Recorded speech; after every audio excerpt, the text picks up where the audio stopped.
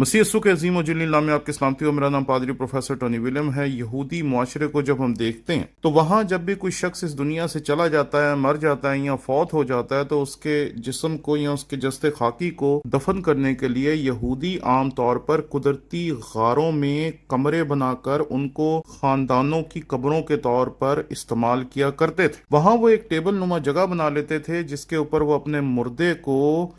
पट्टियों और खुशबुओं के साथ लपेट कर रख दिया करते थे। जब यहूदी अपने मुर्दे को दफन किया करते थे तो उसको एक सिरे से वो पट्टियां लपेटना शुरू करते थे और पट्टियों के साथ वो दवाइयां या खुशबुएं लगाकर उसको गले तक पट्टियां लपेट देते थे और गले के ऊपर जो सर का हिस्सा है उसके ऊपर एक अलहदा से रुमाल लपेट देते थे। और ये अमल करके वो उस जिस्म को या उस लाश को या उस जस्ते खाकी को कब्र के अंदर बने हुए एक टेबल के ऊपर रख देते थे या टेबल नुमा जगह के ऊपर रख देते थे, जहां वो जिस्म जो था वो गलता सड़ता रहता था। और जब वो जिस्म गल सड़ जाता था उसके ऊपर का गोश्त और बाकी तमाम उसके अंदर जो भी चीजें थी, जब वो खत्म हो जाती थी और सिर्फ हड्डियां रह जाती थी तो यहूदी उन हड्डियों को जमा कर लिया करते थे। यहाँ एक हकीकत को याद रखें कि हमें इससे मिलता जुलता एक और तरीका भी मिलता है जो यहूदियों का नहीं है। उसको ममीफिकेशन कहा जाता है। ममीफिकेशन का मतलब है कि पूरे जिस्म को महफूज कर लेना, जो मिस्री तरीक़ेकार है। लेकिन मैं जिस तरीक़ेकार का तस्करा आपके सामने कर रहा हूँ ये यहूदी तरीक़ेकार है। मिस्री जो थे वो इंसानी जिस्म को फर्क फर्क जगहों से काट कर उसके अंदर से वो तमाम अज्जा निकाल लेते थे जो जिस्म को ख़राब कर डालता था और उसको अलहदा से मर्तबानों में रख लिया करते थे। दिल, गुर्दा और बाकी ऐसी चीज़ें जो वो समझते थे कि उनके नज़दीक बहुत कीमती हैं, उसको वो निकाल के अलहदा मर्तबानों में रख लिया करते थे। और जो बाकी का जिस्म है उसको वो केमिकल्स लगा के और दीगर चीज़ें लगाकर महफूज कर लिया करते थे। उसे पट्टियों में लपेट कर वो एक ताबूत में रख देते थे और वो ताबूत कई मरतबा हज़ारों साल के बाद आज भी जब साइंसदानों को मिलते हैं तो उसके अंदर रखा हुआ जो जिस्म है वो आज भी अपनी असल हालत में तो नहीं है लेकिन महफूज ज़रूर है। और इस ज़मन में जो सबसे मशहूर हमारे सामने ममी आती है वो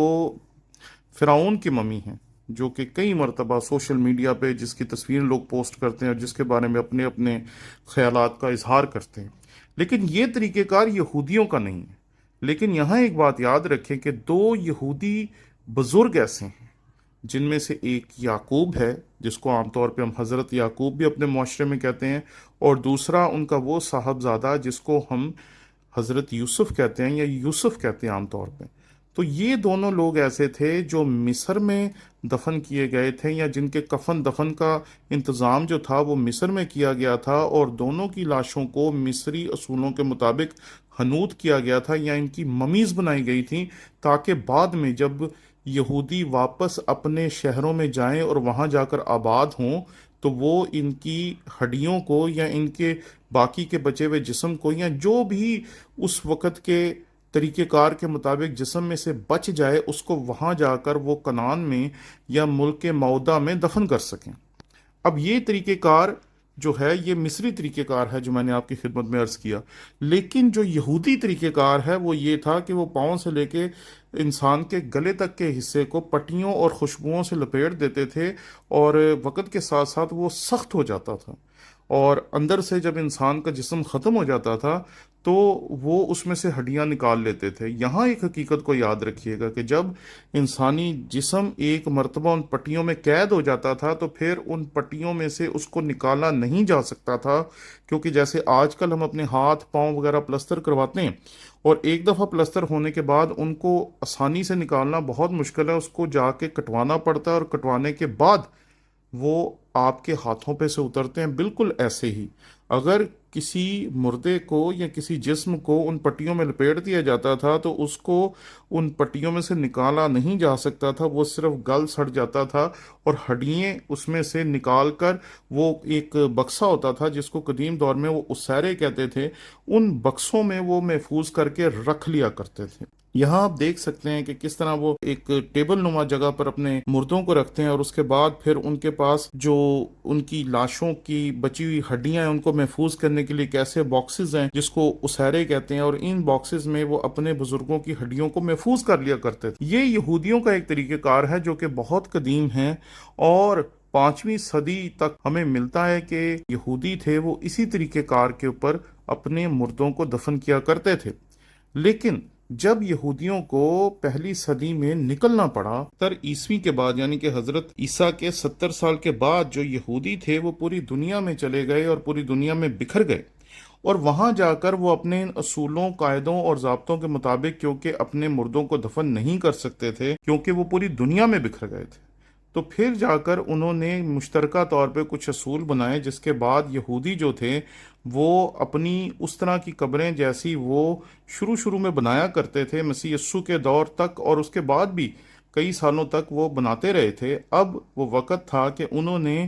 اس تمام طریقہ کار کو چھوڑ دیا اور بعد میں وہ عام لوگوں کی طرح اپنے مردوں کو مٹی میں دفن کرنے لگے، جیسے آج ہمارے معاشرے میں کیا جاتا ہے۔ آپ نے یقیناً دیکھا ہوگا کہ جب مسیحی اپنے مردوں کو دفن کرتے ہیں تو وہ نہ صرف اس کو کفن میں لپیٹتے ہیں بلکہ ان کو ایک لکڑی کے باکس میں ڈال کر پھر دفن کرتے ہیں۔ یہودی آج بھی جب اپنے مردوں کو دفن کرتے ہیں تو وہ ہماری طرح ان کو قبرستانوں میں دفن کرتے ہیں، لیکن وہ جب ان کو قبرستانوں میں دفن کرتے ہیں تو وہ ان کو ضرور لپیٹتے ہیں کفن کے اندر، لیکن وہ باکس میں ڈال کر ان کو دفن نہیں کرتے۔ لیکن ایسا کبھی کبھی ہوتا ہے کہ جب کسی اسرائیلی فوجی کو دفن کیا جاتا ہے جو جنگ لڑتے ہوئے کہیں شہید ہو جاتا ہے، تو اس کو نہ صرف کفن میں لپیٹا جاتا ہے بلکہ اس کو لکڑی کے باکس میں ڈال کر پھر دفن کیا جاتا ہے۔ کچھ دن پہلے میں سن رہا تھا کہ ایک شخص نے بڑے جوش و خروش سے کہا کہ یہودی جو ہیں وہ اپنے مردے زمین میں دفن نہیں کر سکتے کیونکہ زمین ان کے مردوں کو قبول ہی نہیں کرتی۔ جب میں نے یہ بات سنی تو میں بڑا حیران ہو گیا، میں نے کہا یہ کیسے ہو سکتا ہے؟ یہ سب باتیں سننے کے بعد میں نے جب مطالعہ شروع کیا تو پھر میں نے جن باتوں پہ پہلے بھی ہم تحقیق کر چکے تھے اور جن باتوں سے پہلے بھی واقف تھے، کیونکہ ہر سال ایسٹر کے موقع پہ ہم مسیح یسوع کے مصلوب ہونے اور اس کے دفنائے جانے کا تذکرہ جب ہم کرتے ہیں تو ان تمام روایات کا تذکرہ ہم بار بار کرتے ہیں، لیکن میں نے جو تحقیق آپ کے سامنے پیش کی یہ محض وہ تحقیق نہیں ہے جو بطور ایک استاد اور ایک مسیحی عالم کے کی جائے، بلکہ میں نے یہ تحقیق یہودی وسائل سے کرنے کی کوشش کی، جس کو اگر آپ بھی سرچ کریں گے تو آپ کو بھی پتہ چل جائے گا کہ وہ کس طریقے سے اپنے مردوں کی لاشوں کو کفن میں دفن کرتے تھے لیکن وہ باکسز نہیں بناتے تھے، اور کس طریقے سے قدیم زمانے میں وہ صرف لاشوں کو گلنے سڑنے دیتے تھے اور باکسز میں ان کی ہڈیاں محفوظ کر لیتے تھے۔ جب بھی آپ کتاب مقدس میں دیکھیں گے تو یہودیوں کے نزدیک جسم سے زیادہ اہم ہڈیاں ہوتی ہیں، اور وہ ہمیشہ ہڈیوں کو سنبھالا کرتے تھے، اور یہ بائبل میں بار بار آپ کو اس چیز کا ذکر